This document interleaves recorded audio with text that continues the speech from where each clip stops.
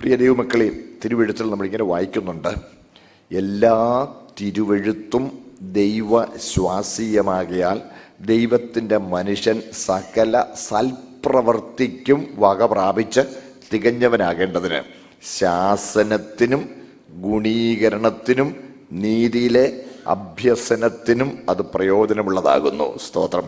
അപ്പോൾ ദൈവത്തിൻ്റെ വചനത്തിൽ എന്തൊക്കെയുണ്ട്?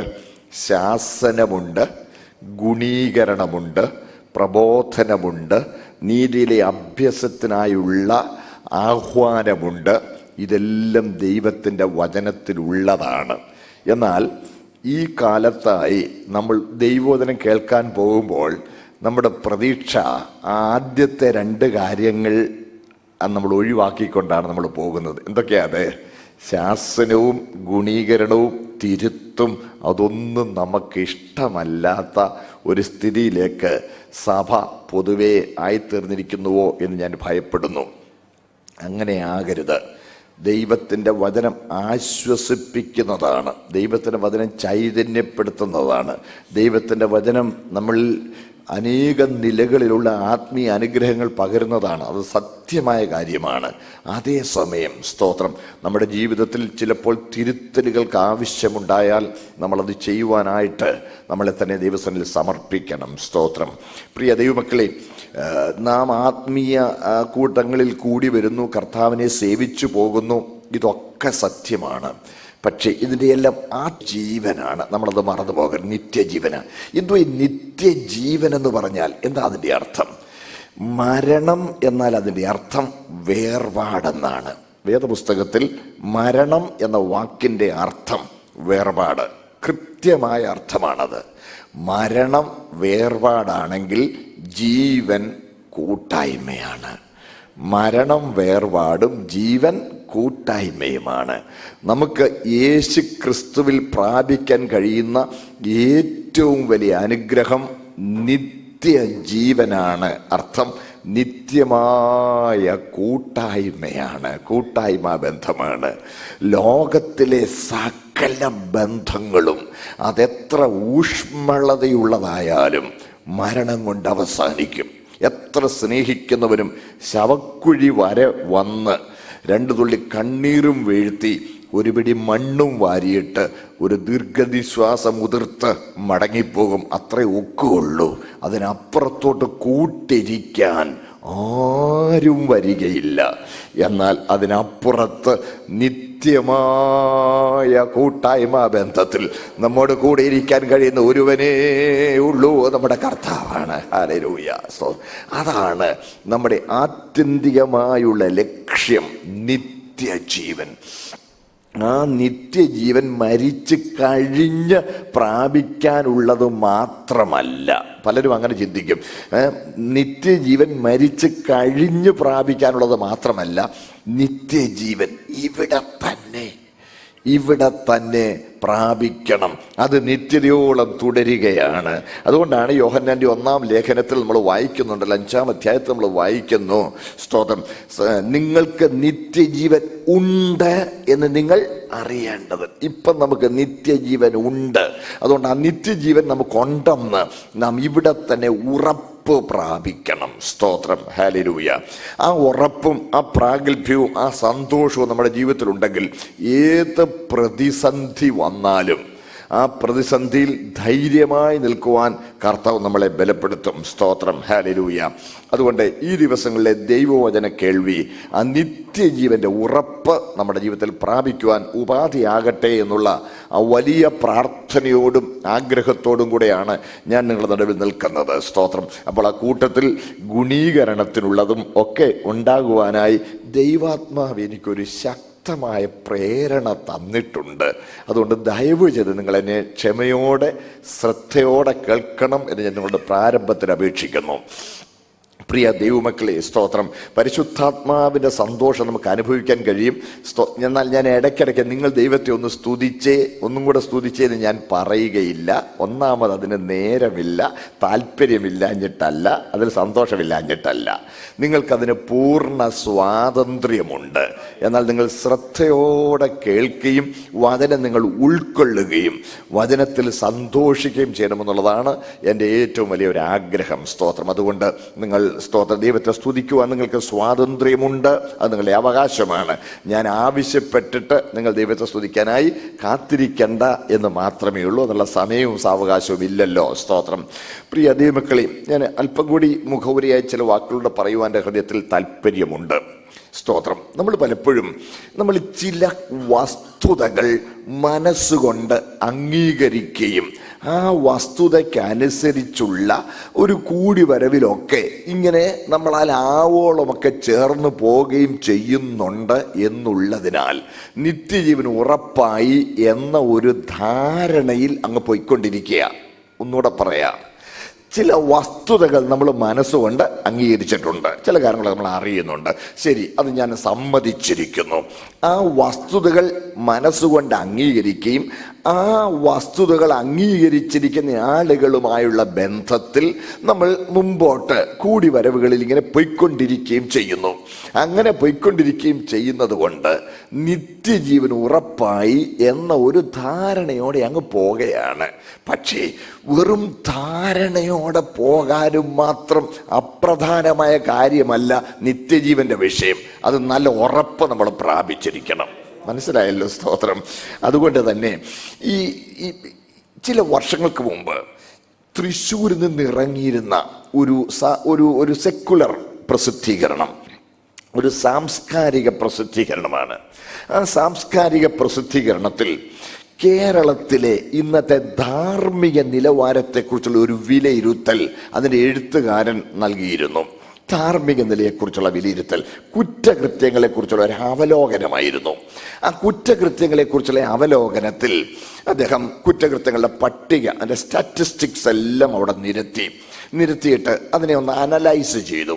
പല നിലകളിൽ അനലൈസ് ചെയ്തു. കുറ്റകൃത്യങ്ങളിൽ ഏർപ്പെടുന്നവരിൽ വിദ്യാഭ്യാസമുള്ളവർ എത്ര പങ്കുണ്ട്, പിന്നെ അടുത്തത് കുറ്റകൃത്യങ്ങൾ ഏർപ്പെടുന്നതിൽ സ്ത്രീകൾ എത്ര, പുരുഷന്മാരെത്ര, പ്രായം ഏത് നിലയിലുള്ളവരാണ്, ഇങ്ങനെയുള്ള പല കാര്യങ്ങൾ അവരിങ്ങനെ പട്ടികയായിട്ട് തന്നെ കൊടുത്തു. കൂട്ടത്തിൽ ഒരു പട്ടിക കൂടെ ചേർത്തിരുന്ന പട്ടിക മതപരമായുള്ള സ്പ്ലിറ്റാണ്. ഏറ്റവും കൂടുതൽ കുറ്റകൃത്യങ്ങൾ ചെയ്യുന്നവരാരാണ്, ഏത് മതവിഭാഗത്തിൽപ്പെട്ടവരാണ് എന്നിങ്ങനെ കൊടുത്തിരുന്ന കൂട്ടത്തിൽ ദുഃഖകരമായൊരു കാര്യം പറഞ്ഞോട്ടെ, അന്ന് അതിന് പിന്നിലുള്ള 5 വർഷത്തെ കുറ്റകൃത്യങ്ങളുടെ പട്ടിക വിലയിരുത്തി കൊടുത്ത കൂട്ടത്തിൽ ക്രിസ്ത്യാനികളായിരുന്നു. ഏറ്റവും കൂടുതൽ കുറ്റകൃത്യം ചെയ്തത് ക്രിസ്ത്യാനികൾ. അതിനൊരു വിശദീകരണം ആ മനുഷ്യൻ കൊടുത്തിരുന്നത് ഒരു സെക്കുലർ പ്രസിദ്ധീകരണമാണ്, സാംസ്കാരിക പ്രസിദ്ധീകരണമാണ്. അദ്ദേഹം കൊടുത്തിരുന്ന വിശദീകരണം ഇങ്ങനെയാണ്: ഒരു ഹിന്ദു തെറ്റ് ചെയ്യാൻ ഇച്ചിരി ഒന്ന് അറയ്ക്കും. കാരണം അവൻ കർമ്മഫലം വിശ്വസിക്കുന്നു. ജന്മജന്മാന്തരങ്ങളിലൂടെ അതിൻ്റെ ഫലം അവൻ അനുഭവിക്കുമെന്ന് വിശ്വസിക്കുന്നു. അല്ല, പരിഹാരം പ്രാപിക്കണമെങ്കിൽ വളരെ കഠിനമായ പല പ്രായശ്ചിത്തങ്ങൾ അവൻ കഴിക്കണം. അതുകൊണ്ട് അവൻ കുറ്റം ചെയ്യാൻ ഒന്ന് അറയ്ക്കും. ഒരു മുസ്ലിം അവൻ കുറ്റകൃത്യം ചെയ്യാൻ അത്രയും അറയ്ക്കുകയല്ല. കാരണം അവന് 49-51 എന്ന റേഷ്യോ കിട്ടിയാൽ മതി. 51 നന്മയാണെ രക്ഷപ്പെടും, 49 തിന്മ മതി, അങ്ങനെ ആയാൽ രക്ഷപ്പെടും. എന്നാൽ ക്രിസ്ത്യാനികൾക്ക് ഒന്ന് കുമ്പസാരിച്ച് ഏറ്റുപറഞ്ഞാൽ പോരേ, ഏത് തെറ്റും ക്ഷമിക്കുമല്ലോ. എന്നിട്ട് അടുത്ത അദ്ദേഹം കൊടുത്തിരുന്ന ഒരു വിശദീകരണം കേൾക്കണേ. ഈ അടുത്ത കാലത്തായി വർദ്ധിച്ചു വരുന്ന ഒരു പ്രതിഭാസം ക്രിസ്തീയ സമൂഹത്തിൽ കാണുന്നത്, കവലുകളിലൊക്കെ പന്തലുകളും കെട്ടി നാൽക്കവലുകളൊക്കെ അവർ പ്രസംഗിക്കാറുണ്ട്. അവർ പ്രസംഗിക്കുമ്പോൾ യേശുക്രിസ്തു പ്രായശ്ചിത്ത മരണം വരിച്ചു എന്നുള്ള സത്യം അവർ വിളിച്ചു പറഞ്ഞ് ആ യേശുവിൽ വിശ്വസിക്കുന്നു എന്ന് ഒന്ന് കൈ ഉയർത്തിയാൽ, ആ കൈ ഉയർത്തി എന്ന കാരണം കൊണ്ട് അവിടെ സകല പാപങ്ങളും മോചിക്കപ്പെട്ടു എന്ന് അവർ പ്രസിദ്ധപ്പെടുത്തുന്നു. എത്ര എളുപ്പമാ! പിന്നെ തെറ്റ് ചെയ്യാൻ എന്തിനറയ്ക്കണം, മടിക്കണം? മനസ്സിലായോ? അത് വായിച്ച് എനിക്ക് വളരെ ദുഃഖം തോന്നി. ചില വർഷങ്ങൾക്ക് മുമ്പ് ഞാൻ വായിച്ചതാ. പ്രിയമുള്ളവരെ, ഇതൊരു സത്യമല്ലേ? നമ്മൾ പലപ്പോഴും പാപക്ഷമയ്ക്ക് വേണ്ടി ഒന്ന് കൈ ഉയർത്തി എന്നുള്ളത് കൊണ്ട് മാത്രം മതിയോ? ചരിത്രത്തിലെ ചില വസ്തുതകൾ മനസ്സുകൊണ്ട് അംഗീകരിച്ചത് മാത്രം മതിയോ? ഈ അടുത്ത കാലത്തായി കൃപയാണ്, സൂപ്പർ ഗ്രേസ്, ഹൈപ്പർ ഗ്രേസ് എന്നൊക്കെ പറഞ്ഞ് എന്ത് ചെയ്താലും വിശ്വാസിക്ക് പിന്നെ കുഴപ്പമില്ല എന്ന് പ്രസംഗിക്കുന്നവർ, അത് പഠിപ്പിക്കുന്നവർ, പാപം ചെയ്തുകൊണ്ട് സ്വർഗത്തിൽ പോകാമെങ്കിൽ പിന്നെ എന്തിന് ഇത്ര ബുദ്ധിമുട്ടണം? അതുകൊണ്ട് അതിനാൽ ആകർഷിക്കപ്പെട്ട അതിലേ പോകുന്ന യുവതലമുറ ഒരു വല്ലാത്ത കാലമാണ്. എന്താണ് കൃപ? കർത്താവ് എങ്ങനെ ഈ പാപപരിഹാരം ഒരുക്കി? നമ്മൾ ഇതിന് എന്ത് ചെയ്യണം എന്നുള്ളത് ഈ ദിവസങ്ങൾ നിങ്ങളോട് അല്പം ഒന്ന് വിശദീകരിച്ച് പറഞ്ഞാൽ കൊള്ളാമെന്ന് എനിക്ക് താല്പര്യമുണ്ട്. നിങ്ങളിതിനെ ദയവായി ശ്രദ്ധിക്കണം. എല്ലാവർക്കും മനസ്സിലാകുന്നത് പോലെ ലളിതമായി പറയുവാൻ ഞാൻ കർത്താവിന്റെ കൃപയിൽ ശരണപ്പെടുന്നു. ഒരു വാക്യം വായിച്ചുകൊണ്ട് ഞാൻ തുടരാൻ ആഗ്രഹിക്കുന്നു. യോഹന്നാന്റെ സുവിശേഷം 1-ാമത്തെ അധ്യായം, അതിന്റെ 16-17 വാക്യങ്ങൾ ഒന്ന് വായിക്കാം. യോഹന്നാൻ 1:16-17 വായിക്കാമോ?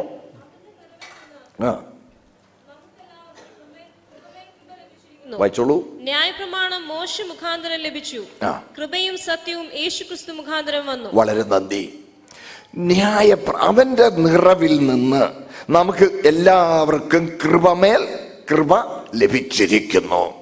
അടുത്തത്, ന്യായപ്രമാണം മോശ മുഖാന്തരം ലഭിച്ചു, കൃപയും സത്യവും യേശുക്രിസ്തു മുഖാന്തരം വന്നു. സ്തോത്രം. ദീർഘമായി ഓരോ വാക്കും അതിന്റെ എക്സജറ്റിക്കൽ എക്സ്പ്ലനേഷൻസിന് വേണ്ടിയുള്ള സാവകാശമില്ല. ഞാൻ പൊതുവായി വിശദീകരണം പറഞ്ഞ് മുമ്പോട്ട് പോയിക്കൊള്ളട്ടെ. ശ്രദ്ധിച്ചാട്ട്, ഇവിടെ ഇതാ, ന്യായപ്രമാണം മോശ മുഖാന്തരം വന്നു, കൃപയും സത്യവും യേശുക്രിസ്തു മുഖാന്തരം വന്നു. ഈ ന്യായപ്രമാണവും കൃപയും തമ്മിലൊരു ബന്ധമുണ്ട്. എന്താണ് ഈ ബന്ധം?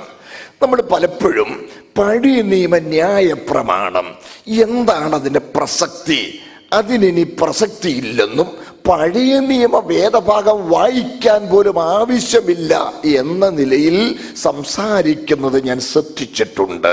പ്രിയമുള്ളവരെ, നമ്മൾ അതിനെക്കുറിച്ച് വ്യക്തമായി ഒന്ന് ഗ്രഹിക്കുന്നത് നന്നായിരിക്കും. ദൈവവചനം അതിനെക്കുറിച്ച് എന്തു പറയുന്നു, നമ്മൾ അതിനെന്ത് ചെയ്യണം, ഇതൊക്കെ വ്യക്തിപരമായി നമ്മുടെ നിത്യതയെ ബാധിക്കുന്ന കാര്യമായതുകൊണ്ട് ദയവായി നിങ്ങൾ തുടർന്ന് ശ്രദ്ധിക്കുക. സ്തോത്രം. പ്രിയമുള്ളവരെ, നമുക്ക് കൃപമേൽ കൃപ ലഭിക്കുന്നത് യേശുക്രിസ്തുവിന്റെ നിറവിൽ നിന്നാണ്. അവന്റെ നിറവിൽ നിന്ന് കൃപമേൽ കൃപ നാം നമുക്ക് പ്രാപിക്കാൻ കഴിയുന്നു. എങ്ങനെ കർത്താവ് നമുക്കതിൻ്റെ ഒരുക്കി തന്നു? സ്തോത്രം. ന്യായപ്രമാണം മോശ മുഖാന്തരം വന്നു. മോശ മുഖാന്തരം നൽകപ്പെട്ട ആ ന്യായപ്രമാണം യേശുക്രിസ്തു അത് പൂർണ്ണമായി നിവർത്തിച്ചിട്ടാണ് നമുക്ക് കൃപ പകർന്നു തന്നിരിക്കുന്നത്. മറക്കരുത്. ഒന്നുകൂടെ ശ്രദ്ധിച്ചേ.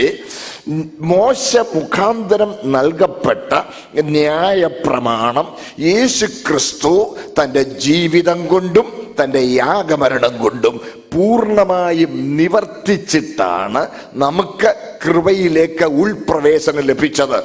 ദൈവം എന്നും പ്രമാണങ്ങളുടെ ദൈവമാണ്. ദൈവം എന്നും നീതിമാനായ ദൈവമാണ്. ദൈവം ന്യായം വിധിക്കുന്ന ദൈവമാണ്. മുഖവുര വാക്കുകളിൽ ഗർസീം പാസ് ഇവിടെ പറഞ്ഞു. സ്തോത്രം. ജീവികളെയും മരിച്ചവരെയും ന്യായം വിധിക്കുവാൻ ദൈവത്താൽ നിയമിക്കപ്പെട്ടവനാണ് യേശുക്രിസ്തു എന്നുള്ള കാര്യം നമ്മൾ മറന്നു പോകരുത്. സുവിശേഷ സന്ദേശത്തിൽ ന്യായവിധിയെക്കുറിച്ചുള്ള മുന്നറിയിപ്പും ഉണ്ടെന്നുള്ളത് വിശുദ്ധ തിരുവെഴുത്തിന്റെ വെളിപ്പാടാണ്. പ്രിയമുള്ളവരെ, സ്തോത്രം. എന്നാൽ കൃപയല്ലേ? കൃപയാണ്. എങ്ങനെ നമുക്ക് കൃപ പ്രാപിക്കാൻ കഴിഞ്ഞിരിക്കുന്നു? സ്തോത്രം. ന്യായപ്രമാണത്തിന്റെ പ്രസക്തി എന്താണ്? എന്താണ് ന്യായപ്രമാണം? സ്തോത്രം. യേശു ക്രിസ്തു അത് നിവർത്തിച്ചത് എങ്ങനെ? അത് നീങ്ങിപ്പോവുക എന്ന് പറഞ്ഞാൽ അതിന്റെ അർത്ഥം എന്താണ്? ഞാൻ എന്ത് ചെയ്യണം? ഇത്രയും കാര്യം ചുരുക്കി പറയാൻ ഞാൻ ആഗ്രഹിക്കുന്നു. ദയവായി നിങ്ങൾ എന്നെ ശ്രദ്ധിക്കുക. സ്തോത്രം. ന്യായപ്രമാണം മോശ മുഖാന്തരം വന്നു. മനുഷ്യൻ സ്വതവേ അഹങ്കാരിയാ, അംഗീകരിച്ചില്ലെങ്കിലും സത്യമാ. അധികം വിശദീകരണത്തിന് സാവകാശമില്ല, പരിമിതമായ സമയമാണെന്നുള്ളത് നമുക്ക് എല്ലാവർക്കും അറിയാമല്ലോ. അതുകൊണ്ട് ഞാൻ പറയുന്ന ഏതെങ്കിലും കാര്യത്തെക്കുറിച്ച് കൂടുതൽ വിശദീകരണം ഒരു ജസ്റ്റ് ഒരു കുറിപ്പ് ഇവിടെ കൊടുത്തിരുന്നാൽ ഞാൻ നാളെ അതിന്റെ വിശദീകരണം പറയാം. അല്ലെങ്കിൽ വ്യക്തിപരം എന്നോട് ചോദിക്കുന്നത് ഭയങ്കര സന്തോഷവുമാണ്. ശ്രദ്ധിച്ച്. അപ്പോൾ മനുഷ്യൻ സ്വതവേ അഹങ്കാരിയ. നമ്മൾ ഇടയ്ക്ക് പറയാറില്ലേ, എനിക്കൊരുത്തൻ്റെ ഓശാരം വേണ്ട? നമ്മൾ പറയാറുണ്ട്. ശരിയാ, നമ്മളെല്ലാം, ഞാൻ നിങ്ങളെന്നല്ല പറഞ്ഞത്, നമ്മളെല്ലാം അഹങ്കാരികളാ. അത് ഏദനിലെ തുടങ്ങിയതാ. ആദം ഹവ്വമാർ പാപം ചെയ്തപ്പോൾ ആദ്യം അവരിൽ പ്രകടമായി സംഭവിച്ചത്, അവരെ ചുറ്റിയിരുന്ന ദൈവ തേജസ് നഷ്ടപ്പെട്ടു. വേറെ വസ്ത്രത്തിന്റെ ആവശ്യമില്ലാതെ വണ്ണം ദൈവ തേജസ് അവരെ ചുറ്റിയിരിക്കുകയായിരുന്നു. ആ ചുറ്റിയിരുന്ന തേജസ് പാപം ചെയ്തപ്പോൾ നഷ്ടമായി. ഒരു സാധാരണ ബൾബ് കത്തി നിൽക്കുമ്പോൾ അതിനകത്തെ ഫിലമെന്റ് നമുക്ക് കാണാൻ മേല. പ്രകാശം ആ ഫിലമെന്റിന് ഒരു മറയാണ്, ഒരാവരണമാണ്. എന്നാൽ ഓഫ് ചെയ്യുമ്പോൾ ആ ഫിലമെന്റ് നമുക്ക് തെളിഞ്ഞു കാണും. അതുപോലെയായിരുന്നു ആദം ഹവ്വമാരെ തേജസ് ഇങ്ങനെ വസ്ത്രം പോലെ ചുറ്റിയിരിക്കുകയായിരുന്നു. 104-ാം സങ്കീർത്തനം 2-ാം വാക്യത്തിൽ നമ്മൾ വായിക്കുന്നുണ്ട്, ദൈവമേ വസ്ത്രം ധരിക്കുന്നത് പോലെ നീ പ്രകാശത്തെ ധരിച്ചിരിക്കുന്നു. ആ സ്വരൂപത്തിലും സാദൃശ്യത്തിലും സൃഷ്ടിക്കപ്പെട്ട മനുഷ്യൻ തേജസ് അണിഞ്ഞവനായിരുന്നു. എന്നാൽ പാപം ചെയ്തപ്പോൾ ആ തേജസ് നഷ്ടമായി. ഒരു വ്യത്യാസവുമില്ല, എല്ലാവരും പാപം ചെയ്ത് ദൈവ തേജസ് ഇല്ലാത്തവരായി. ആ തേജസ് നഷ്ടപ്പെട്ടപ്പോൾ നഗ്നരെന്ന് കണ്ടു. ഉടനെ അവർ ചെയ്യേണ്ടിയിരുന്നത്, അവരുടെ സൃഷ്ടാവും അവരെ സ്നേഹിക്കുന്നവരും അവരെ പതിവായി ക്രമമായി സന്ദർശിച്ചിരുന്നവനും അവർക്കെല്ലാം എല്ലാമായ ദൈവ തിരുസന്നിധിയിൽ അവർ നിലവിളിക്കേണ്ടിയിരുന്നു. ദൈവമേ, ഞങ്ങൾക്ക് അബദ്ധം പറ്റി, കരുണ തോന്നണേ, ഞങ്ങൾ വഞ്ചിക്കപ്പെട്ടു പോയി, ദയ തോന്നണേ എന്ന് നിലവിളിച്ചിരുന്നെങ്കിൽ ദൈവം അവരോട് കരുണ കാണിച്ചേനെ. പക്ഷെ അവരതിനെ കൂട്ടാക്കിയില്ല. പ്രശ്നം ഇത്രേ ഉള്ളൂ, ലജ്ജ. നോക്കിയപ്പോഴല്ലേ ആനച്ചവി പോലെ നിൽക്കുന്നു വലിയ അത്തിയിടയില. പോയി പറിച്ചു, അരയാട ഉണ്ടാക്കി. അതിനെ സംബന്ധിച്ച് യഹൂദന്മാരുടെ ഇടയിലുള്ള ഐതിഹ്യങ്ങളിലേക്കൊന്നും ഞാൻ കടക്കുന്നില്ല, നേരം വളരെ പോകും, മടങ്ങി പോന്നോട്ടെ. അത്തിയില പറിച്ച് അരയാട ഉണ്ടാക്കി. പക്ഷേ വെയിലാറിയപ്പോൾ ദൈവം ഏദേനിൽ എഴുന്നള്ളി വന്നു. ദൈവം ഏദേനിൽ എഴുന്നള്ളി വന്നപ്പോൾ അവന്റെ മുമ്പിൽ നിൽക്കാൻ ഈ അത്തിയുടെ അരയാട കൊണ്ട് അവർക്ക് കഴിഞ്ഞില്ല. ശ്രദ്ധിക്കണേ, ദൈവം ആത്മാവാണ്. ആത്മാവായ ദൈവത്തിന് ഏത് നിമിഷവും ആരുടെ മുമ്പിലും വന്നങ്ങ് പ്രത്യക്ഷപ്പെടാം. പക്ഷേ കർത്താവ് തന്നെ ആരുടെ മേലും അടിച്ചേൽപ്പിക്കയില്ല. എല്ലാവർക്കും സ്വാതന്ത്ര്യം നൽകിയിട്ടുണ്ട്, ഇച്ഛാശക്തി തന്നിട്ടുണ്ട്. അതുകൊണ്ട് കർത്താവ് എന്ത് ചെയ്തു? ഏദനിൽ ആളത്വം പൂണ്ട് ആഞ്ഞ് കാലുകൊണ്ട് ചവിട്ടി ശബ്ദം കേൾപ്പിച്ച് നടന്നടുക്കുകയാണ്. അവന്റെ സാന്നിധ്യത്തിൽ എങ്ങനെയും പ്രതികരിക്കുവാൻ അവർക്ക് സ്വാതന്ത്ര്യം കൊടുത്തുകൊണ്ടാണ് കർത്താവ് അടുത്തു വരുന്നത്. അടുത്തു വരുമ്പോൾ അവര്, ദൈവമേ ഞങ്ങൾ ലജ്ജിക്കുന്നു, ഞങ്ങളോട് കരുണ ഉണ്ടാകണേ, ഞങ്ങൾക്ക് അബദ്ധം പറ്റി എന്നവർക്ക് നിലവിളിക്കാമായിരുന്നു. പക്ഷെ അവരതിനെ കൂട്ടാക്കിയില്ല. അവർ ഓടി ഒളിച്ചു. അവർ ഓടി ഒളിച്ചപ്പോൾ ദൈവം അവരെ തള്ളിയില്ല. നീ എവിടെ? ഇവിടെയുണ്ട്, മരത്തിന് പിന്നിൽ മറഞ്ഞിരിക്കും. എന്തു പറ്റി? നഗ്നനാണെന്ന് ആര് പറഞ്ഞു? മറുപടിയില്ല. തിന്നരുതെന്ന് പറഞ്ഞു, നീ തിന്നോ? തിന്നു എന്നല്ല മറുപടി. നീ എന്നോടുകൂടി ഇരിക്കാൻ തന്ന ഈ സ്ത്രീ തന്നു, ഞാൻ തിന്നു. ശ്രദ്ധിക്കണേ, നീ എന്നോടുകൂടി ഇരിക്കാൻ തന്ന ഈ സ്ത്രീ തന്നു. അപ്പോഴും കുറ്റം സമ്മതിക്കാനോ വിനയപ്പെടാനോ മനസ്സില്ല. അവിടെ തുടങ്ങിയതാണ് പാപത്തിന്റെ ലജ്ജ മറയ്ക്കാൻ കയ്യട പ്രവൃത്തി കൊണ്ടുള്ള അധ്വാനം ഏദനിലെ തുടങ്ങി. ഒന്നുകൂടെ പറയാം, പാപത്തിന്റെ ലജ്ജ മറയ്ക്കാൻ കയ്യട പ്രവൃത്തി കൊണ്ട് അധ്വാനം തുടങ്ങി. അതിന്നും തുടരുകയാ. മതവ്യത്യാസമില്ല, ജാതി വ്യത്യാസമില്ല, എല്ലാ ജനസമൂഹങ്ങളിലും പെട്ടവർ പാപത്തിന്റെ ലജ്ജ മറയ്ക്കാൻ കയ്യട പ്രവൃത്തി കൊണ്ട് അധ്വാനിക്കുകയാണ്. വിനയപ്പെടുവാൻ മനസ്സില്ല, താഴ്മ ധരിക്കാൻ മനസ്സില്ല. മനുഷ്യൻ സ്വതവേ അഹങ്കാരികളാണ്. ഞാൻ നേടിക്കൊള്ളാമെന്ന അവൻ പറയുന്നത്. ഞാൻ നേടിക്കൊള്ളാം. ശ്രദ്ധിച്ച്, ഇത് മനുഷ്യന്റെ സ്വഭാവമായതിനാൽ നേടുവാൻ കച്ചകെട്ടി ഇറങ്ങിയ മനുഷ്യൻ, ഞാൻ എൻ്റെ പ്രശ്നം പരിഹരിച്ചോളാം, യു ലിവ് മീ അലോൺ, എന്നെ എൻ്റെ വഴിക്ക് വിട്ടേര്, നീ എന്നെക്കുറിച്ച് ബോധർ ചെയ്യേണ്ട എന്ന നിലയിൽ പോകുന്ന മനുഷ്യനെ, ആട്ടെ മനുഷ്യ, നീ ചെയ്തോളാമല്ലോ, നീ ചെയ്തോളാമെങ്കിൽ ചെയ്തോളൂ, ഇത് ചെയ്യുന്നവൻ ഇതിനാൽ ജീവിക്കും എന്ന് തലക്കെട്ടിട്ടു.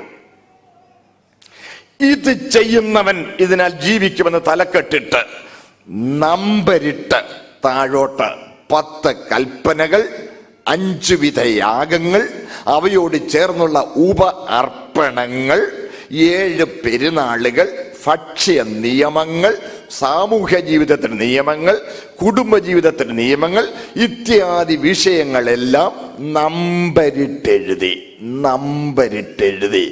ക്ലാസിഫൈഡ് ഇൻഫർമേഷൻ പോലെ തയ്യാറാക്കി മോശ മുഖാന്തരം മനുഷ്യവർഗത്തിലേക്കും ഏറ്റവും സമർത്ഥന്മാരായ ഇസ്രായേലിനെ തെരഞ്ഞെടുത്ത് അവരുടെ കയ്യിൽ കൊടുത്തു. സ്തോത്രം. ശ്രദ്ധിക്കണേ. അപ്പോൾ ന്യായപ്രമാണം എന്താണ്? ന്യായപ്രമാണം അഹങ്കാരത്തോടെ എൻ്റെ പ്രശ്നം ഞാൻ കൈകാര്യം ചെയ്തുകൊള്ളാം എന്ന ഭാവത്തിൽ, ശ്രദ്ധിക്കണേ, ആ ഭാവത്തിൽ പാപത്തിന്റെ ലജ്ജ മറയ്ക്കാൻ കയ്യട പ്രവൃത്തി കൊണ്ട് അധ്വാനിക്കാൻ തയ്യാറായി മുന്നിട്ടിറങ്ങിയ മനുഷ്യൻ, അങ്ങനെ മുന്നിട്ടിറങ്ങിയ മനുഷ്യന് പ്രവർത്തിച്ച് പരിഹാരം വരുത്തുവാൻ കഴിയുകയില്ല എന്ന് അവനോട് പറഞ്ഞാൽ അവൻ അംഗീകരിക്കയില്ല, അവൻ വിനയപ്പെടുകയില്ല.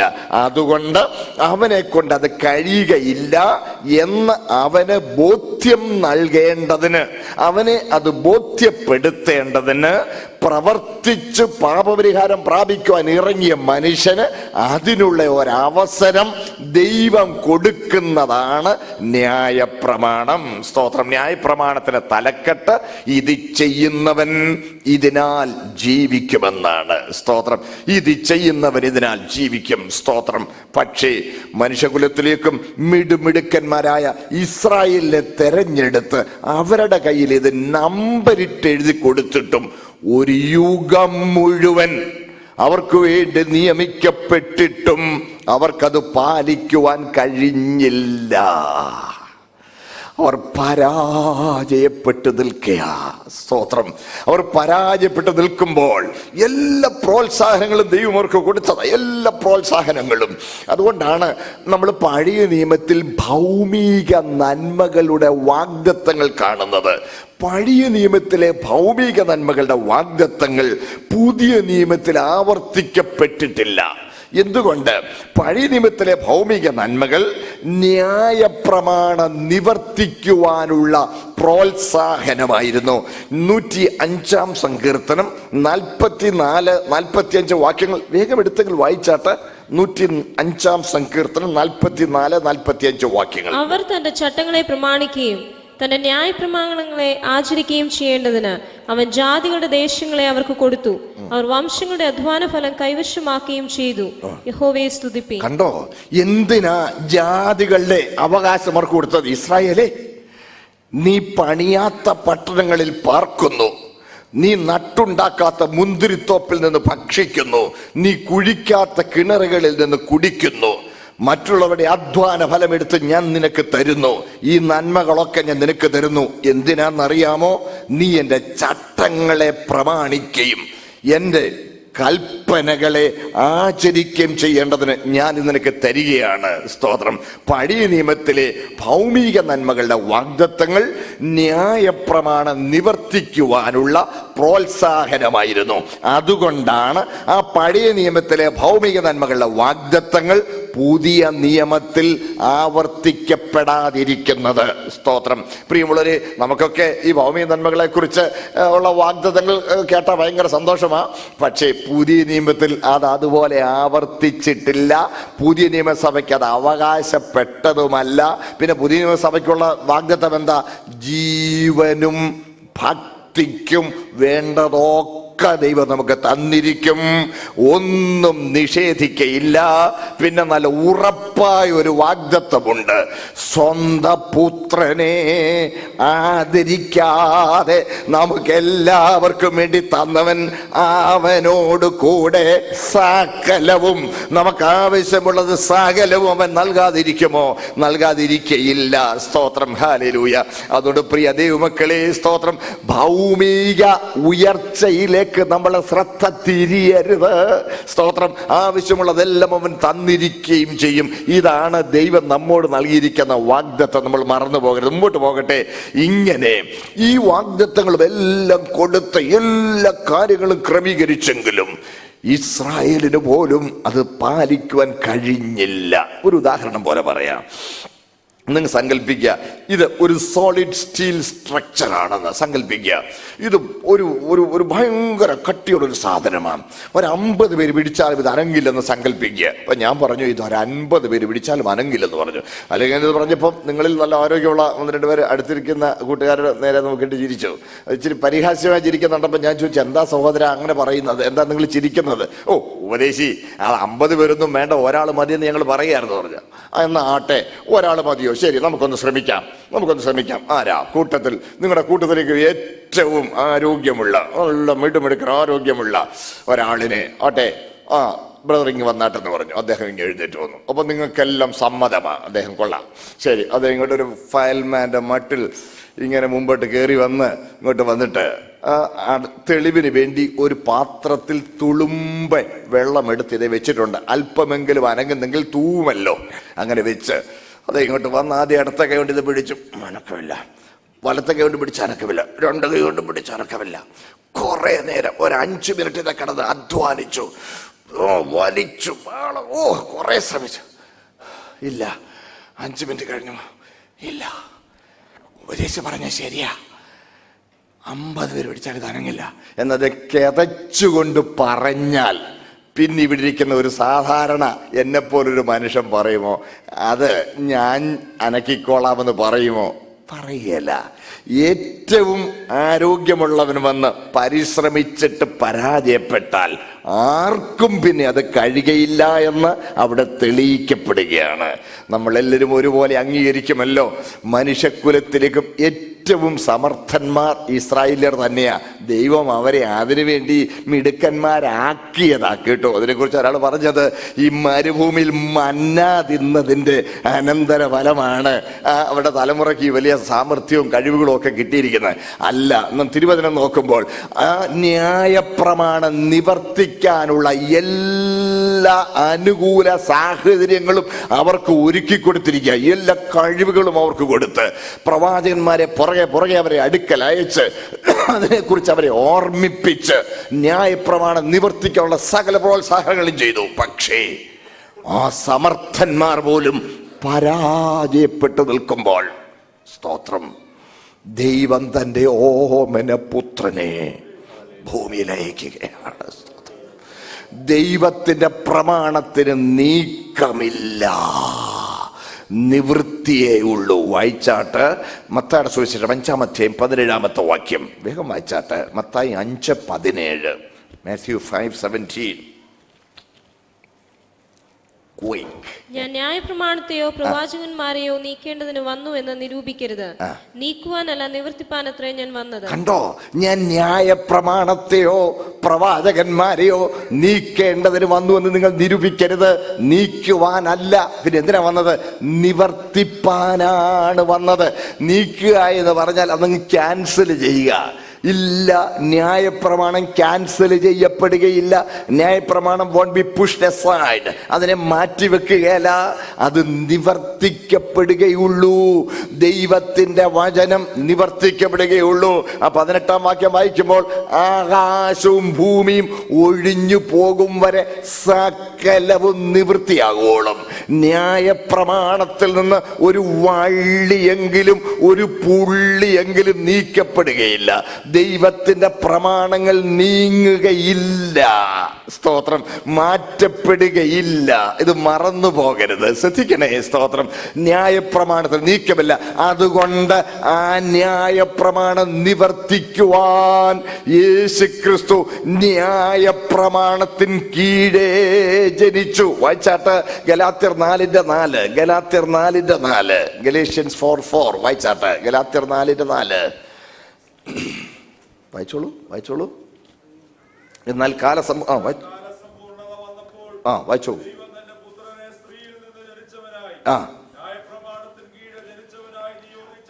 മതിയല്ലോ. ഇച്ചിരുണ്ടോ ചോദിച്ചോ? എന്നാ ഇച്ചിരി.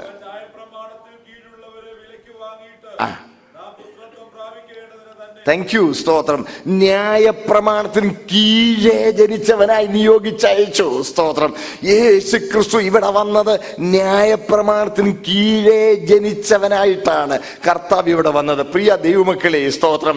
ആ ന്യായപ്രമാണത്തിന് കീഴേ ജനിച്ച കർത്താവ് തൻ്റെ ജീവിതം കൊണ്ടും തൻ്റെ യാഗമരണം കൊണ്ടും ന്യായപ്രമാണം പൂർണ്ണമായി നിവർത്തിക്കുക. ഞാൻ വേഗം ഒന്ന് പറഞ്ഞു പോകാം, നിങ്ങളിന് കൂടെ വന്നാട്ടെ. സ്തോത്രം. എൻ്റെ കർത്താവ് ന്യായപ്രമാണത്തിന് വിധേയപ്പെടാൻ ആവശ്യമില്ലാത്തവനാണ്. സ്തോത്രം. കാരണം ഇത് ചെയ്യുന്നവൻ ഇതിനാൽ ജീവിക്കുമെന്ന് പറയുന്ന ആ വ്യവസ്ഥ പ്രകാരം ഇത് പാലിച്ചിട്ട് ജീവൻ പ്രാപിക്കാൻ ആവശ്യമില്ല. കർത്താവ് എന്താ പറയുന്നത്? പിതാവ് തന്നിൽ തന്നെ ജീവനുള്ളവനായിരിക്കുന്നത് പോലെ പുത്രനും തന്നിൽ തന്നെ ജീവനുള്ളവനാകുവാൻ വരം ലഭിച്ചിരിക്കുന്നു. മാത്രമല്ല കർത്താവ് പറയുകയാണ്, ഞാൻ തന്നെ വഴിയും സത്യവും ജീവനുമാകുന്നു, ഞാൻ പുനരുത്ഥാനവും ജീവനുമാകുന്നു, ഞാൻ ജീവന്റെ അപ്പമാകുന്നു, ഞാൻ ജീവന്റെ വെളിച്ചമാകുന്നു, ഞാൻ ജീവൻ നൽകുന്ന ഇടയനാകുന്നു. ജീവൻ ജീവൻ ജീവൻ. ഈ ജീവനായവന് ന്യായപ്രമാണം പാലിച്ച് ജീവൻ പ്രാപിക്കുവാൻ ആവശ്യമില്ല. എന്നാൽ നമുക്ക് വേണ്ടി എൻ്റെ കർത്താവ് ആ ന്യായപ്രമാണത്തിന് കീഴേ ജനിച്ചു. ഹല്ലേലൂയ. ന്യായപ്രമാണത്തിന് കീഴേ ജനിച്ചിട്ട് ന്യായപ്രമാണം നിവർത്തിക്കുവാൻ 8-ാം നാളിൽ പരിച്ഛേദനയ്ക്ക് വിധേയപ്പെട്ടു. ശ്രദ്ധിക്കണേ, 8-ാം നാളിൽ പരിച്ഛേദനയ്ക്ക് വിധേയപ്പെട്ടു. 12-ാമത്തെ വയസ്സിൽ ബർ മിത്സ്വ എന്നൊരു ചടങ്ങ് ഇസ്രായേലിന്റെ ഇടയിൽ ഉണ്ടായിരുന്നു. ശ്രദ്ധിച്ചേ, 12 വയസ്സ് പ്രായമാകുമ്പോൾ ഒരു യഹൂദ ബാലൻ അതാത് സ്ഥലത്തെ സിനഗോഗിലോ യെരുശലേമിലെ ദൈവാലയത്തിലോ ചെന്ന് മൂപ്പന്മാരുടെ മുൻപാകെ തന്നെ കാണിക്കണം. He should appear before the elders of the priests, either in the synagogue or in the Jerusalem temple. He should appear before them, before the elders of the priests. ചെന്ന് നിൽക്കുമ്പോൾ ന്യായപ്രമാണ സംബന്ധമായുള്ള ചോദ്യങ്ങൾ അവർ ചോദിക്കും. ന്യായപ്രമാണ സംബന്ധമായുള്ള ചോദ്യങ്ങൾ ചോദിച്ചാൽ തൃപ്തികരമായ മറുപടി കൊടുത്താൽ അവർ അവനൊരു പദവി കൊടുക്കും. ആ പദവി പ്രമാണത്തിന്റെ പുത്രൻ എന്നൊരു പദവിയാ. ഇത് 12-ാമത്തെ വയസ്സിൽ എല്ലാ യഹൂദ ബാലന്മാരും ചെയ്യേണ്ട ഒരു ചടങ്ങായിരുന്നു. ബർ മിത്സ്വ എന്നാണ് അതിന് പറഞ്ഞിരുന്നത്. പ്രമാണത്തിന്റെ പുത്രൻ എന്ന പദവി അവിടെ ലഭിക്കുക. നമ്മുടെ വാഴ്ത്തപ്പെട്ട കർത്താവ്, ന്യായപ്രമാണത്തിന് കീഴേ ജനിച്ച കർത്താവ്, ആ വ്യവസ്ഥയെ നിവർത്തിക്കേണ്ടതിനാണ് 12-ാമത്തെ വയസ്സിൽ യെരുശലേമിലെ ദൈവാലയത്തിലേക്ക് പോയി. നസ്രത്തിലെ സിനഗോഗിലല്ല, യെരുശലേമിലെ ദൈവാലയത്തിൽ ചെന്ന് മഹാപുരോഹിതന്മാരുടെ മുൻപാകെ ചെന്ന് നിന്നു. നിന്നപ്പോൾ അവർ ന്യായപ്രമാണ സംബന്ധമായ ചോദ്യങ്ങൾ ചോദിച്ചു. 10 കൽപ്പനകളും അനുബന്ധ കാര്യങ്ങളും ചോദിച്ചു. തൃപ്തികരമായി ഉത്തരം കൊടുത്തപ്പോൾ പ്രമാണത്തിന്റെ പുത്രൻ എന്ന പദവി കൊടുത്തു. ചൈൽഡ് ഓഫ് ദ കവനന്റ്, ആ പദവി കൊടുത്തു. ഈ പദവി ലഭിച്ച ശേഷം മാത്രമേ ന്യായപ്രമാണം പരസ്യമായി വായിക്കാൻ അനുവാദമുള്ളൂ. അതിനുശേഷം മാത്രമേ അബ്രഹാമിന് ദൈവം കൊടുത്ത വാഗ്ദത്തങ്ങൾക്ക് അവകാശി എന്നവർ അംഗീകരിക്കുകയുള്ളൂ. സ്തോത്രം. അതുകൊണ്ട് ഈ പദവി അവിടെ പ്രാപിച്ചു. ഈ പദവി പ്രാപിച്ചു കഴിയുമ്പോൾ അടുത്തവരൊരു ചോദ്യം ചോദിക്കും. നിങ്ങൾക്ക് ഇതിനെ ആചരണ സംബന്ധമായി എന്തെങ്കിലും വിശദീകരണം ചോദിക്കാനുണ്ടെങ്കിൽ ചോദിക്കാൻ പറയും. അങ്ങനെ വിശദീകരണം ചോദിക്കാൻ പറയുമ്പോൾ സ്തോത്രം അവർക്ക് കാര്യങ്ങളൊക്കെ ചോദിക്കാം. യേശുവിനോട് അങ്ങനെ ചോദിച്ചപ്പോൾ കർത്താവ് അങ്ങോട്ട് ചില ചോദ്യങ്ങൾ ചോദിച്ചു. അങ്ങോട്ട് ചോദിച്ച ചോദ്യങ്ങൾക്ക് പലതിനും അവർക്ക് ഉത്തരമില്ല. നോക്കണേ, ഒടുവിൽ അത് ചർച്ചയായി. അതിൻ്റെ ഉത്തരം ഇതല്ലേ, ഇതിൻ്റെ ഉത്തരം അതല്ലേ, ചർച്ചയായി.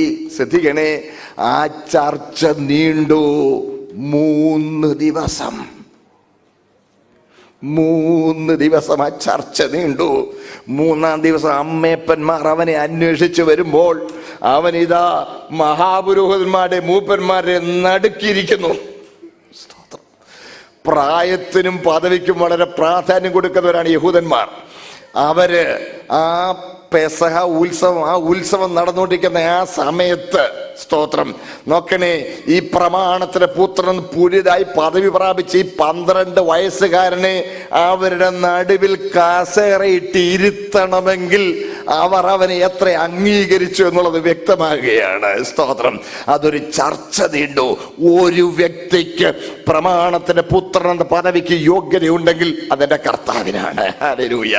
സ്തോത്രം. അതിനുശേഷം ഇറങ്ങിച്ചെന്ന് മാതാപിതാക്കന്മാരോടുകൂടി നസ്രത്തിൽ ചെന്ന് അവർക്ക് കീഴടങ്ങിയിരുന്നു. വായിച്ചോളൂ, ലൂക്കോസ് സുവിശേഷം 2-ാം അധ്യായം 51-ാമത്തെ വാക്യത്തിൽ ഈ 12-ാമത്തെ വയസ്സ് മുതൽ 30-ാമത്തെ വയസ്സ് വരെ യേശു എവിടായിരുന്നു എന്ന് ചോദിക്കുന്നവരുണ്ട്.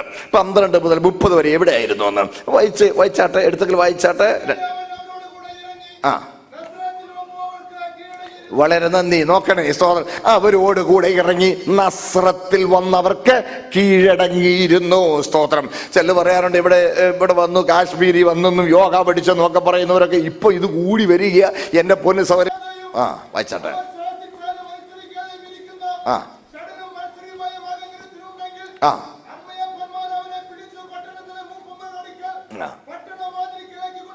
ആ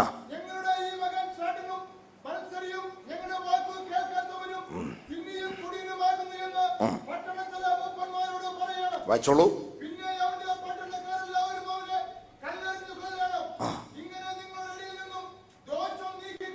വായിച്ചോ. വളരെ നന്ദി. നിങ്ങൾ ഇത് ശ്രദ്ധിച്ചോ? 12 വയസ്സ് കഴിഞ്ഞാൽ അമ്മേപ്പന്മാർ മകൻ ഒരു തൊഴിൽ പഠിപ്പിക്കണം. ഒരു തൊഴിൽ എത്ര തിയററ്റിക്കൽ എഡ്യൂക്കേഷൻ കൊടുത്താലും അത് പോരാ. ഒരു തൊഴിൽ പഠിപ്പിക്കണം. ഒരു തൊഴിൽ പഠിപ്പിച്ച് ആ തൊഴിൽ ചെയ്ത് അവൻ ഉപജീവനത്തിലുള്ള വക നേടാൻ 12 വയസ്സ് കഴിയുമ്പോൾ തുടങ്ങണം. അതുകൊണ്ടാണ് പൗലോസ് കപ്പലുടമയുടെ മകനായിരുന്നു.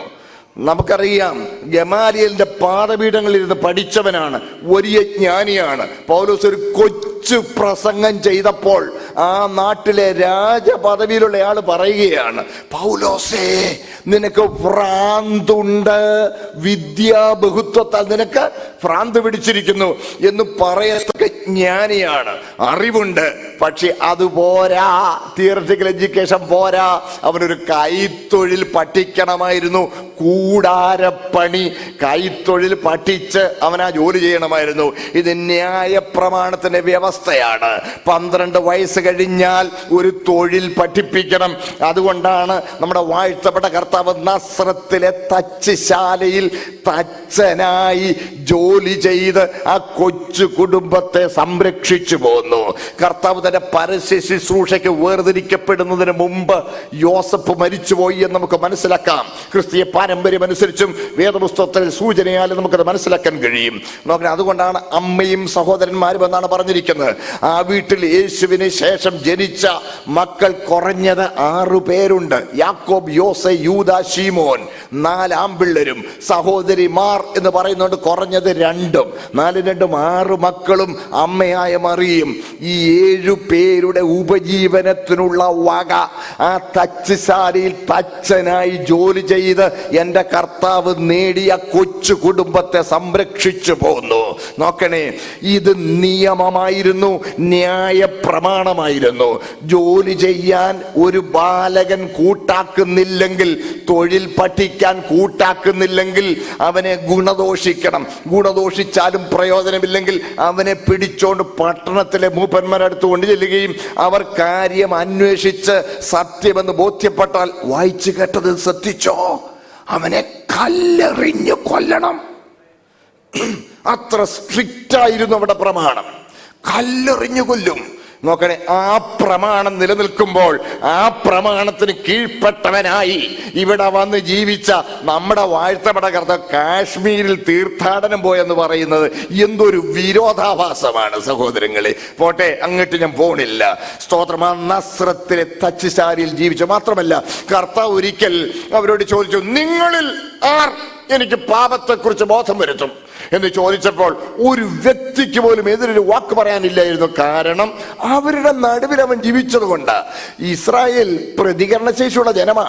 ആരെങ്കിലും അവനോട് പറഞ്ഞു ഇങ്ങനെ ചോദിച്ചാൽ, കൊള്ള പുറപ്പെട്ടു പോയിച്ചു, ഇപ്പൊ കയറി വന്നിരിക്കുന്നു, നീ എവിടെയായിരുന്നു എന്ന് പോലും ഞങ്ങൾക്ക് അറിഞ്ഞുകൂടാ, അങ്ങ് പിന്നെ നിന്റെ പാപത്തെക്കുറിച്ച് ഞങ്ങൾക്ക് എങ്ങനെ ബോധ്യം വരും എന്നവർ ചോദിച്ചേനെ. അല്ല, അവരുടെ നടുവിൽ ജീവിച്ച സ്തോത്രം കർത്താവ്. അത് ന്യായപ്രമാണത്തിന് വ്യവസ്ഥയായിരുന്നു. മറക്കരുത്. മുമ്പോട്ട് പൊക്കോട്ടെ. 30-ാമത്തെ വയസ്സിൽ ഒരു ലേവ്യൻ ശുശ്രൂഷയ്ക്ക് വേർതിരിക്കപ്പെടണം എന്നുള്ള പ്രമാണപ്രകാരം എൻ്റെ കർത്താവ് 30-ാമത്തെ വയസ്സിൽ യോഹന്നാൻ സ്നാപകന്റെ കൈക്കീഴിൽ സ്നാനമേറ്റ് ശുശ്രൂഷയ്ക്ക് വേർതിരിക്കപ്പെട്ടു. അതും ന്യായപ്രമാണത്തിന്റെ വ്യവസ്ഥ പ്രകാരം തന്നെയായിരുന്നു. മറന്നുപോകല്ലേ. സ്തോത്രം. പ്രമാണം ഒന്നും എൻ്റെ ഗുരു ലംഘിച്ചില്ല. സ്തോത്രം. 30-ാമത്തെ വയസ്സിൽ. കാരണം അത് ന്യായപ്രമാണത്തിന് ഒരു വ്യവസ്ഥയായിരുന്നു. ശ്രദ്ധിച്ചേ പറയാം. ന്യായപ്രമാണവും പ്രവാചകന്മാരും യോഹന്നാൻ വരെ എന്നാണ് തിരുവെഴുത്ത് പറയുന്നത്. യോഹന്നാൻ വരെ.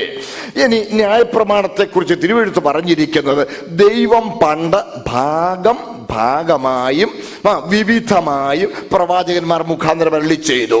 നോക്കണേ, അപ്പോൾ ഭാഗമായി ഘട്ടം ഘട്ടമായി ന്യായപ്രമാണം കൊടുക്കുന്ന കൂട്ടത്തിൽ ഒടുവിൽ ന്യായപ്രമാണത്തിന് ഒടുവിലത്തെ കണ്ണിയായി വന്ന യോഹന്നാൻ സ്നാപകനിലൂടെ നൽകിയ മാനസാന്തര സ്നാന ഉപദേശവും ന്യായപ്രമാണത്തിന്റെ വ്യവസ്ഥയിൽ ഒടുവിലായി നൽകപ്പെട്ടതാണ്.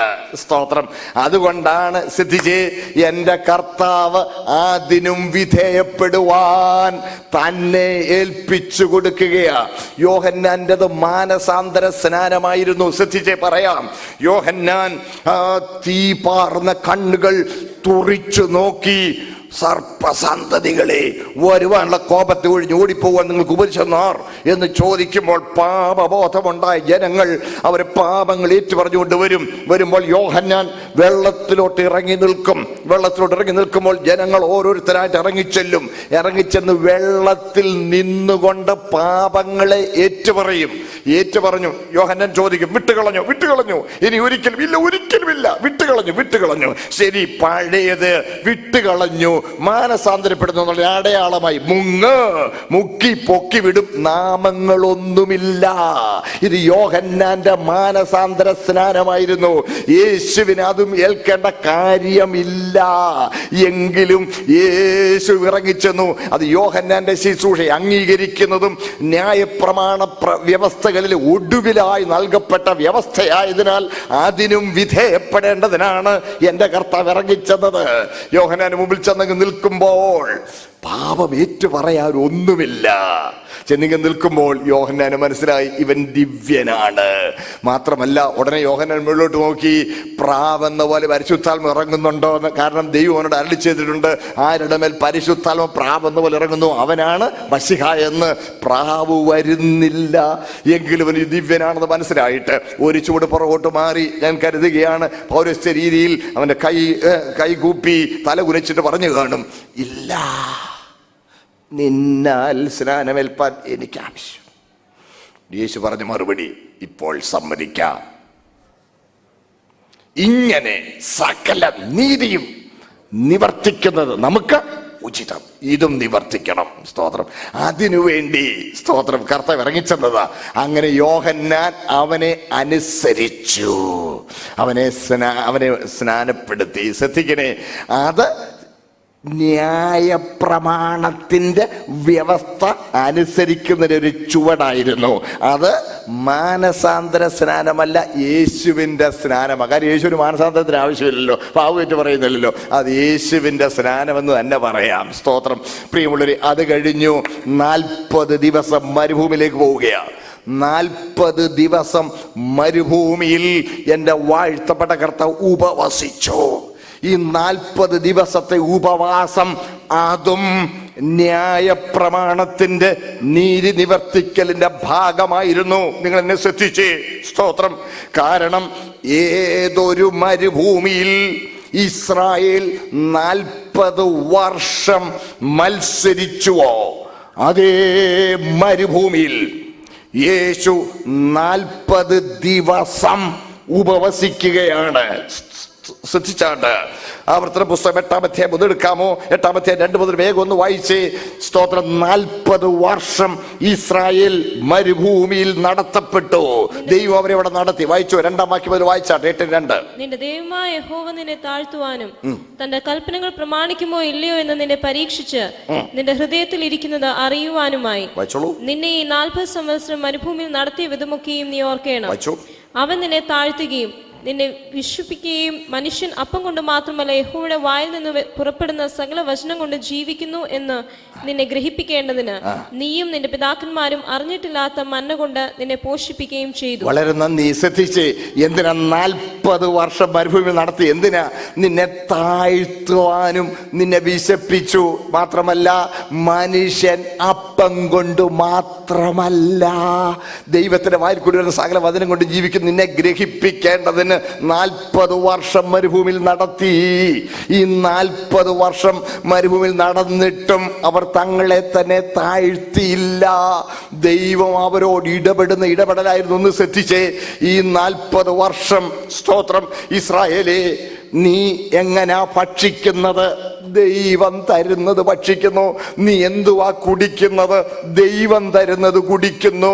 നീ എന്തുവാ ഉടുക്കുന്നത്? എൻ്റെ വസ്ത്രം പഴകുന്നില്ല. നീ എവിടാ പാർക്കുന്നത്? മേഘത്തിന്റെ കീഴിലാ ഞാൻ പാർക്കുന്നത്. നീ എങ്ങനാ വെളിച്ചം കാണുന്നത്? നീ ഒലിവെണ്ണ ഇടിച്ചെടുത്താണോ വെളിച്ചം കാണുന്നത്? അല്ല, ദൈവത്തിന്റെ ശക്തിന, ദൈവത്തിന്റെ പ്രകാശം ഞങ്ങളെ പ്രകാശിപ്പിക്കുകയാണ്. സ്തോത്രം. ദൈവത്തിന്റെ കരുണ കൊണ്ട് ഞങ്ങൾ ജീവിക്കുന്നു, ഞങ്ങളുടെ അധ്വാനം കൊണ്ടല്ല. ദൈവത്തിന്റെ കരുണ കൊണ്ട്, ദൈവം തരുന്നത് ഭക്ഷിച്ച്, ദൈവം തരുന്നത് പാനം ചെയ്ത്, ദൈവം നടത്തുന്ന വിധങ്ങൾ, ഹല്ലേലൂയ, ദൈവത്തിന്റെ മേഘത്തിന് കീഴെ പാർക്കുന്ന സ്തോത്രം ദൈവാശ്രയത്തിൽ ജീവിക്കുന്നവരാ ഞങ്ങൾ. ഇതവരൊന്ന് തിരിച്ചറിയണമെന്ന് ദൈവം ആഗ്രഹിച്ചു. പക്ഷേ അവരത് തിരിച്ചറിഞ്ഞില്ല. 40 വർഷം അവർ മത്സരിച്ചു. സ്തോത്രം. ദൈവത്തിന്റെ പ്രൊവിഷന് അവരിട്ട പേരെന്താ? മന്ന. മന്ന എന്ന വാക്കിന്റെ അർത്ഥം ഇതെന്നാ എന്നാണ്. ഇതെന്നാ? ശ്രദ്ധിക്കണേ. സ്തോത്രം. നിന്ദയുടെ വാക്കായിരുന്നു. കുറച്ച് കഴിഞ്ഞപ്പോൾ അവർക്ക് ആദ്യം അത്ഭുതമായിരുന്നു, പിന്നെ കുറച്ച് കഴിഞ്ഞപ്പോൾ അതൊരു നിന്ദയുടെ വാക്കായി. ഞാനൊരു ഉദാഹരണം പറയാം. അതിൻ്റെ ആ നിന്ദയുടെ ഭാവം നിങ്ങൾക്ക് മനസ്സിലാക്കാൻ ഞാൻ ഉദാഹരണം പോലെ പറയാം. ഞാനൊരു സഞ്ചാര സുവിശേഷകനല്ലേ, അതിഥിയായി പാർക്കുവാൻ ദൈവം ഭാഗ്യം തരുന്നു. ദൈവമക്കൾ ഒരിക്കലും അർഹതയില്ലാത്ത സ്നേഹവും കരുതലും ഒക്കെ തന്ന് സൽക്കരിക്കാറുണ്ട്. ശ്രദ്ധിക്കണേ. രാവിലെ മുതൽ പാവം സഹോദരിമാർ അധ്വാനിച്ചെല്ലാം റെഡിയാക്കി വൈകിട്ട് ഉപദേശിച്ച ഭക്ഷണത്തിന് വിളിച്ചിരിക്കുക. എല്ലാ വിഭവങ്ങളും ഒരുക്കി മേശപ്പുറത്തെല്ലാം റെഡിയാക്കി വെച്ചു. സമയമായപ്പോൾ വന്നു. ദേവദാസൻ വന്നു കഴിഞ്ഞപ്പോൾ വീട്ടുകാരൻ വന്നോ, വന്നാട്ടെ ഭക്ഷണം കഴിക്കാൻ വന്നാട്ടെ, വന്നു.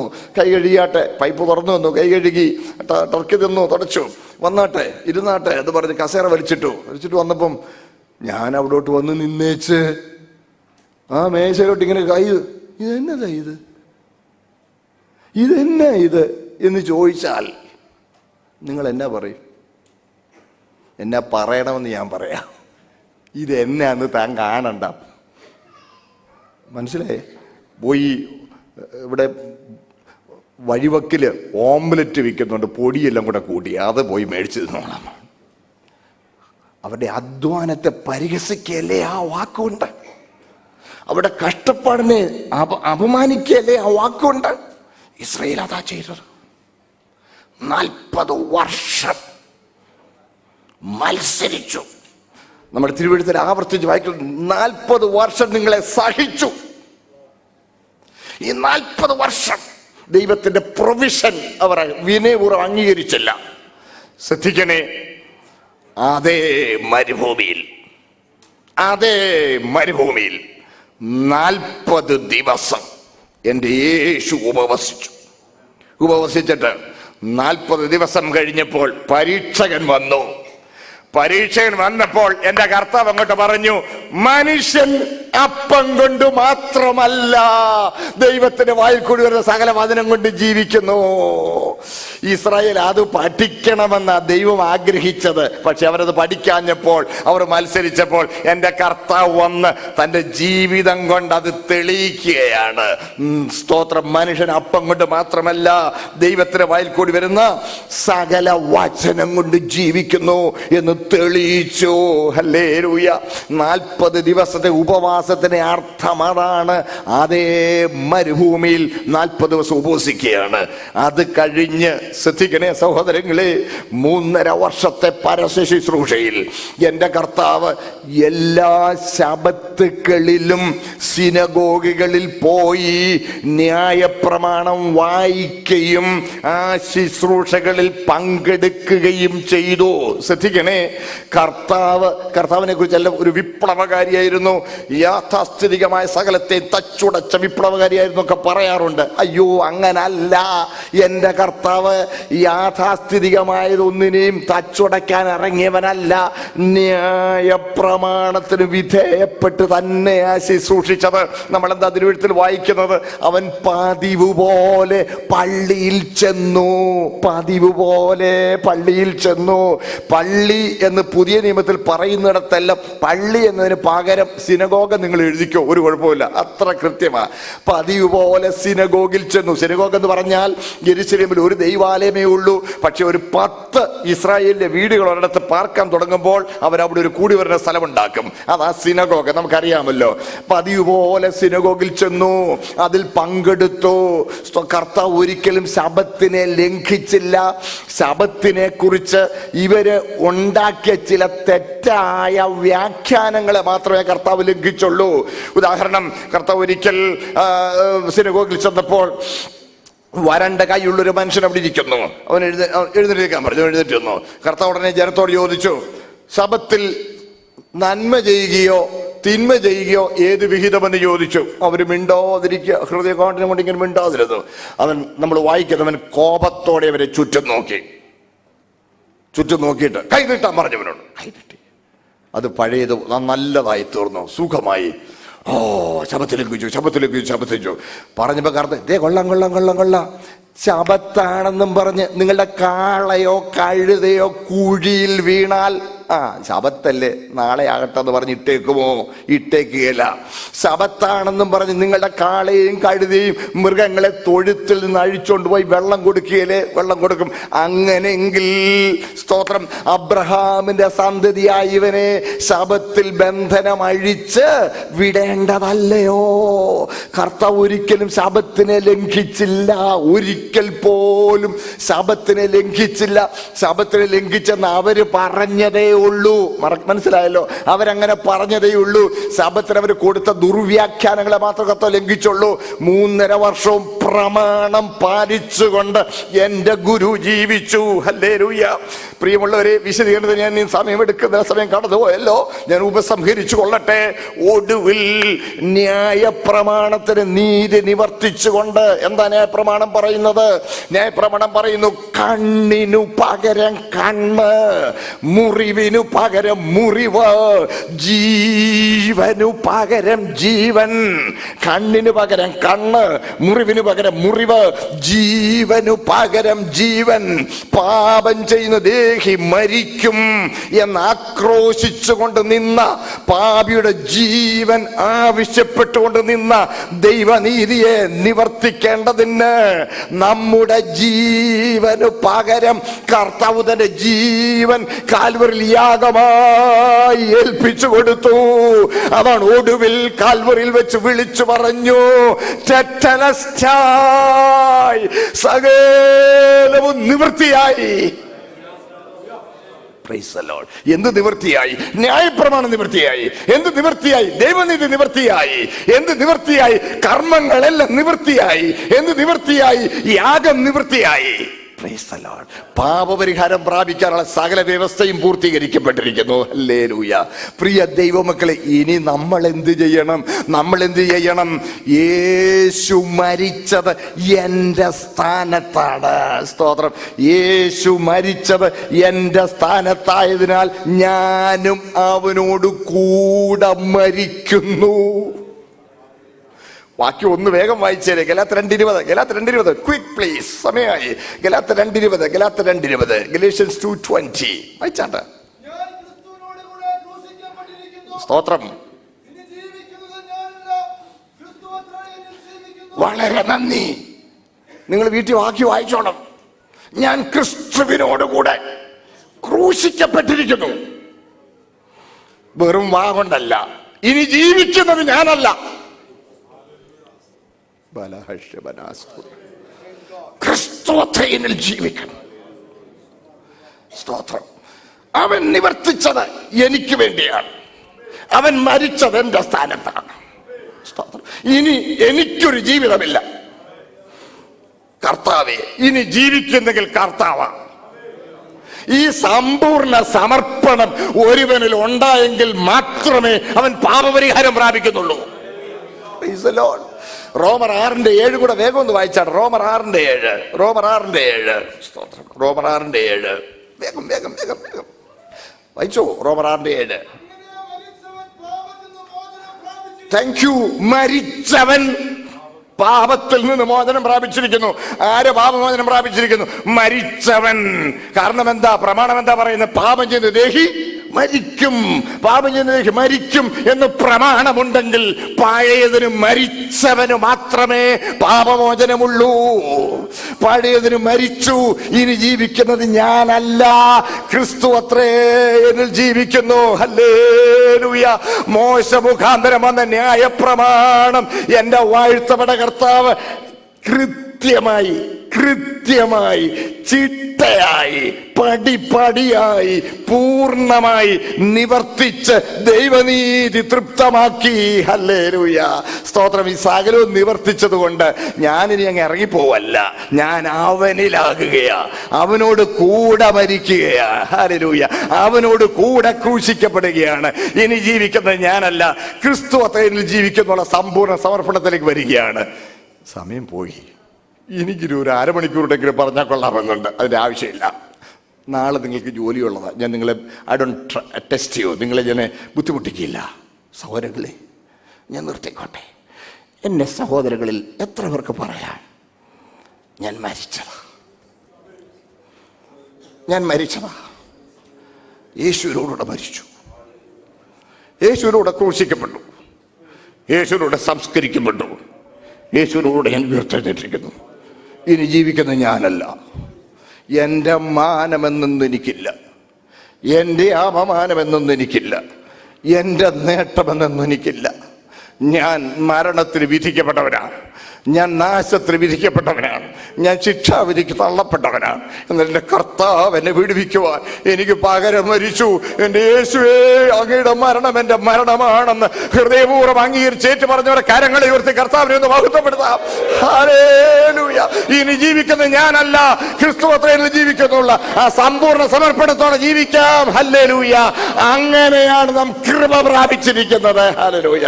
കർത്താവിനെ സ്തോത്രം. തുടർന്നുള്ള ഭാഗം നമുക്ക് അടുത്ത ദിവസങ്ങൾ കർത്താവിന് മടങ്ങി വരവ് വൈകിയാൽ നമുക്ക് ചിന്തിക്കാം.